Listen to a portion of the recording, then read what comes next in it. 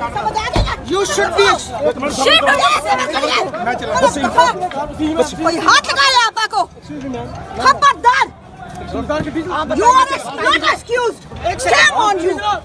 खबरदार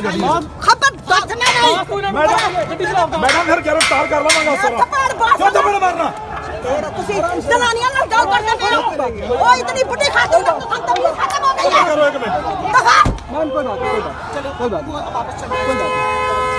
नहीं फटाफट आ जाए पंप पे आ जाए डॉक्टर यासमीन रास्ता है एक पेट्रोल पंप पे आए फटाफट जल्दी आए पता नहीं बगैरत कौम हो गए हो तुम लोग सही मायने में बगैरत हो तुम लोग अपनी जबान अच्छी तरह नहीं अच्छी बोलो बस अच्छी जबान You should be.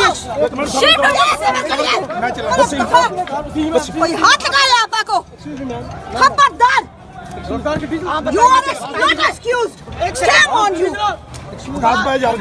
खबरदार मैडम फिर गिरफ्तार कर लवांगा सर क्यों थप्पड़ मारना ਤੁਸੀਂ ਜਨਾਨੀਆਂ ਨਾਲ ਗੱਲ ਕਰਦੇ ਪਏ ਹੋ ਉਹ ਇਤਨੀ ਬੁੱਢੀ ਖਾਤੂਨ ਨੂੰ ਖਤਮ ਹੋ ਗਈ ਹੈ करो एक मिनट दफा मैम कोई बात